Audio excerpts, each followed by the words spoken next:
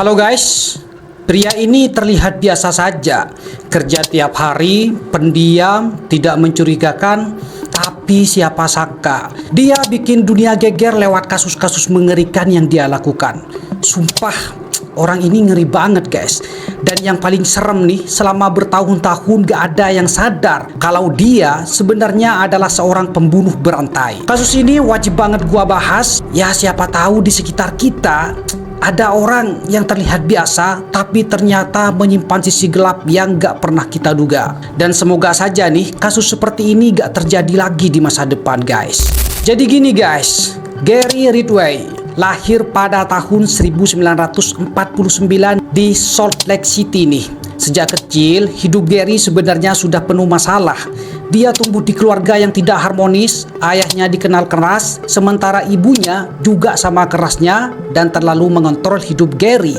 Akibatnya, Gary Ridgway tumbuh sebagai anak yang penuh tekanan nih. Dia sering merasa malu, marah, dan bingung dengan kehidupannya sendiri. Seakan-akan keberadaannya tidak pernah benar-benar dianggap oleh orang tuanya guys. Bukannya mendapat rasa aman dan kasih sayang, Gary justru tumbuh dalam suasana yang penuh tekanan emosional nih.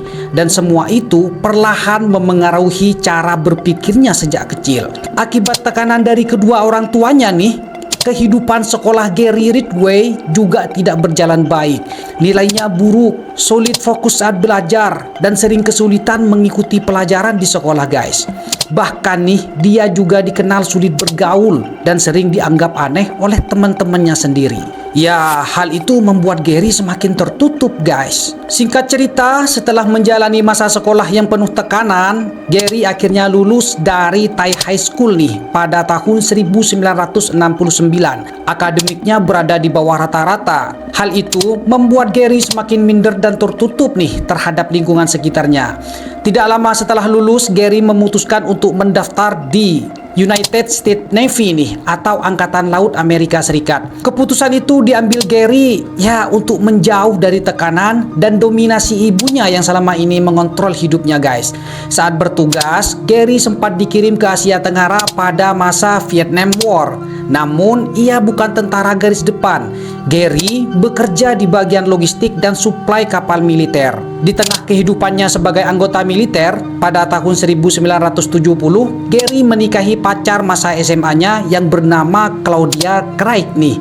Tapi karena Gary masih bertugas di Angkatan Laut Amerika, ia kembali menjalani tugas di Asia Tenggara, terutama di wilayah Filipina dan dekat area perang Vietnam nih guys. Hubungan rumah tangga Gary dengan istrinya nih mulai renggang karena sering jauh dari rumah. Di masa itulah Gary mulai sering menggunakan jasa pekerja seks nih. Dan disinilah obsesi seksual dalam dirinya mulai berkembang semakin parah guys. Ia menjadi semakin kecanduan terhadap fantasi-fantasi gelap yang terus dipendam di dalam pikirannya. Setelah menyelesaikan masa tugas militernya, Gary akhirnya keluar dari United States Navy nih pada tahun 1971. Ia keluar secara normal dan terhormat setelah masa kontrak wajib militernya selesai. Jadi Gary bukan dipecat atau dihukum karena pelanggaran. Namun nih, masa-masa di militer justru menjadi titik penting yang semakin memperburuk kondisi mentalnya. Dan saat kembali ke Amerika nih, Gary mendapati kenyataan pahit. Istri pertamanya ternyata diketahui berselingkuh dengan pria lain. Hal itu membuat emosinya semakin hancur. Rasa kecewa, marah, dan dendam terhadap perempuan dalam dirinya mulai tumbuh semakin besar guys. Lanjut pada tahun 1972, Gary resmi bercerai dengan istri pertamanya. Dan tidak lama kemudian nih, Gary menikah lagi dengan seorang wanita bernama Marcia Winslow pada tahun 1973 guys. Dan di masa pernikahan keduanya inilah Gary bekerja sebagai pengecat body truk profesional di Kenworth Truck Company. Pabrik tersebut berada di daerah Renton, Washington. Akhirnya Gary dan Marcia memiliki seorang anak laki-laki. Dari luar, kehidupan mereka terlihat normal seperti keluarga biasanya. Tapi kenyataannya guys, hubungan itu perlahan berubah toksik. Gary dikenal sangat posesif, manipulatif, dan mulai menunjukkan ketertarikan aneh terhadap hal-hal berbau kekerasan. Akhirnya, Marcia menggugat cerai Gary pada tahun 1981. Dan perceraian kedua inilah yang menjadi titik picu utama semuanya guys. Setelah resmi berpisah dari istri keduanya, kemarahan obsesi seks dan dendam Gary Ridgway terhadap wanita nih yang selama ini dipendam sejak kecil akhirnya benar-benar meledak. Pada awal Juli 1982, Gary Ridgway sedang mengendarai truknya di sepanjang koridor Pacific Highway South nih di wilayah King County. Wilayah ini dikenal sebagai tempat berkumpulnya para pekerja seks komersial dan anak-anak pelarian yang rentan. Di sanalah ia melihat Wendy Lee Cofield, seorang remaja di berusia 16 tahun yang baru saja melarikan diri dari rumah asuhnya. Gary mendekati Wendy dengan berpura-pura menjadi pelanggan ramah yang ingin menggunakan jasanya nih.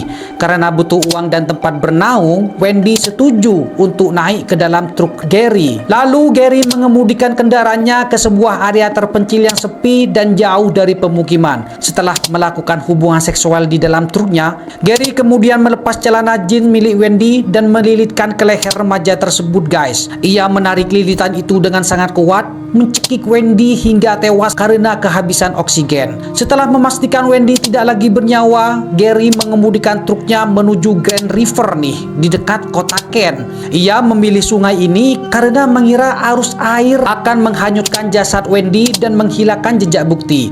Ia melempar tubuh Wendy ke dalam sungai dalam kondisi jeans masih terikat di lehernya guys. Lanjut pada tanggal 15 Juli 1982, dua remaja laki-laki yang sedang berjalan di dekat Meeker Street Bridge nih menemukan sesosok jasad tersangkut di pepohonan sungai, dan saat didekati nih ternyata itu adalah jasad Wendy Cofield. Nah, kasus inilah yang akhirnya menandai lahirnya julukan The Green River Killer. Lalu pada tanggal 25 Juli 1982, Gary kembali berburu di sepanjang koridor Pacific Highway dekat Bandara Shitek nih guys. Di sana ia bertemu dengan Deborah Bonner, seorang wanita muda berusia 23 tahun. Pola yang digunakan Gary masih sama. Ia mendekati Deborah menggunakan truknya, bersikap ramah, menawarkan uang, lalu mengajak korban Deborah naik ke kendaraannya sambil bercocok tanam. Ya, habis gitu guys. Tak lama kemudian, Gary kembali melakukan serangan mendadak untuk melumpuhkan Deborah nih. Lalu setelah Deborah dipastikan tidak bernyawa, Gary membawa jasadnya ke area dekat Green River. Ia membuang tubuh Deborah dengan harapan arus sungai akan menghilangkan bukti dan jejak kejahatannya guys. Pada 12 Agustus 1982, jasad Deborah Lynn Bonner nih ditemukan oleh seorang pekerja di area Green River.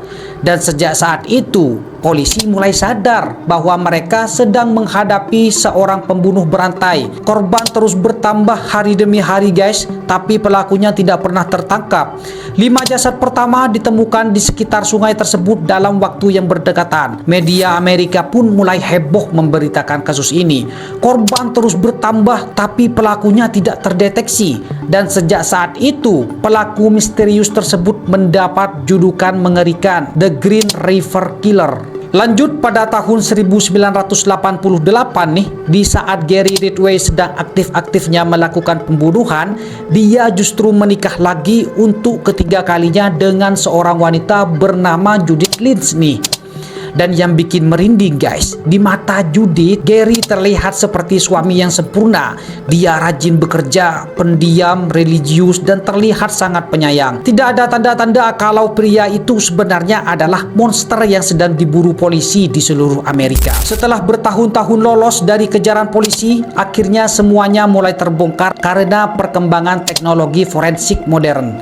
Sebenarnya, polisi sudah mencurigai Gary sejak tahun 1980-an, tapi pada masa itu teknologi sains belum cukup canggih untuk membuktikannya guys. Pada tahun 1987, polisi sempat memeriksa Gary dan mengambil sampel air liurnya. Namun sayangnya, teknologi DNA saat itu masih sangat terbatas. Sampel kecil seperti itu belum bisa dianalisis secara akurat. Akhirnya bukti tersebut hanya disimpan di gudang forensik selama bertahun-tahun, sampai akhirnya pada tahun 2001 muncul DNA baru bernama SIR nih. Teknologi ini mampu memeriksa sampel DNA DNA yang sangat kecil, bahkan yang sudah lama tersimpan. Dan ketika polisi kembali mencocokkan DNA Gary dengan bukti dari tubuh para korban, hasilnya benar-benar mengejutkan. DNA tersebut cocok, guys. Tidak ada keraguan lagi. Bukan cuma DNA nih, tim forensik juga menemukan bukti lain yang sangat kuat. Mereka memeriksa ulang pakaian para korban menggunakan mikroskop khusus, dan disitulah mereka menemukan partikel debu cat berukuran sangat kecil. Setelah dianalisis lebih dalam, jenis cat tersebut ternyata identik dengan bahan cat khusus yang digunakan di perusahaan Kenworth Truck nih. Ya, tempat di mana Gary bekerja selama puluhan tahun sebagai pengecat truk. Semakin diperiksa, semakin jelas bahwa semua bukti sudah mengarah kepadanya nih. Saat polisi menunjukkan bukti DNA dan bukti cat tersebut, Gary akhirnya tidak bisa mengelak lagi. Ia tahu semuanya sudah berakhir, dan demi menghindari hukuman mati nih, Gary membuat perjanjian dengan jaksa. Ia bersedia mengaku dan menunjukkan lokasi beberapa tulang belulang korban yang belum ditemukan, asal hukumannya diubah menjadi penjara seumur hidup. Ini orang sumpah ngeri dan pinter, guys. Dan sejak saat itu, dunia akhirnya tahu bahwa pria pendiam yang selama ini terlihat biasa saja ternyata adalah salah satu pembunuh berantai paling mengerikan dalam sejarah Amerika. Tahun 2003, Gary akhirnya dibawa ke ruang sidang nih, dan disitulah untuk pertama kalinya seluruh dunia melihat wajah asli dari pria yang selama bertahun-tahun meneror Amerika. Karena jumlah korbannya sangat banyak, Gary sebenarnya terancam hukuman mati. Namun untuk menyelamatkan dirinya, Gary membuat perjanjian dengan jaksa. Ia setuju mengaku bersalah atas seluruh pembunuhan dan membantu polisi menunjukkan lokasi tulang belulang korban lain. Tapi sebagai gantinya, hukuman mati dibatalkan dan diubah menjadi penjara seumur hidup. Namun ada syarat besar nih. Kalau Gary berbohong satu kali saja, hukuman mati bisa langsung diberikan kepadanya. Saat sidang berlangsung, puluhan keluarga korban maju satu persatu memberikan pernyataan. Banyak yang menangis, marah, berteriak, dan mengutuk Gary di depan wajahnya langsung. Tapi anehnya nih, Gary hanya duduk diam dengan wajah dingin tanpa ekspresi. Seolah semua penderitaan itu tidak menyentuh dirinya sama sekali. Namun suasana tiba-tiba berubah nih ketika seorang pria tua bernama Robert Rule maju ke depan. Ia adalah ayah dari salah satu korban bernama Linda Rule. Alih-alih memaki, Robert justru menatap Gary dan berkata, "Banyak orang di sini membencimu, tapi saya tidak membencimu. Saya memaafkanmu atas apa yang telah kamu lakukan." Dan saat itulah untuk pertama kalinya topeng dingin Gary runtuh. Gary langsung menangis di ruang sidang. Ia menunduk, menyika air matanya, dan terlihat tidak mampu menahan emosinya. Momen itu menjadi salah satu adegan paling emosional dalam sejarah kasus ini, guys. Pada Desember 2003, hakim akhirnya menjatuhkan hukuman kepada Gary.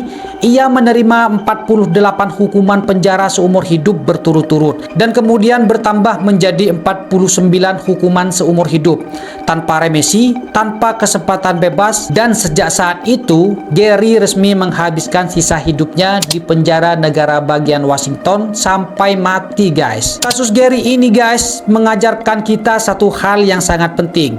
Tidak semua orang berbahaya terlihat menyeramkan. Kadang orang yang terlihat paling biasa justru menyimpan sisi paling gelap yang gak pernah kita bayangkan.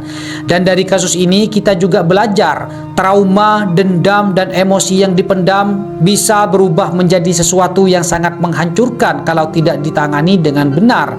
Tapi seberapa apapun luka masa lalu seseorang, itu tetap bukan alasan untuk menyakiti orang lain. Karena pada akhirnya puluhan nyawa tidak bersalah hilang akibat pilihan brutal yang dilakukan Gary sendiri. Dan yang paling menyedihkan nih, banyak korban sebenarnya hanya ingin bertahan hidup dan mencari jalan untuk masa depan mereka. Semoga aja kasus seperti ini tidak pernah terjadi lagi.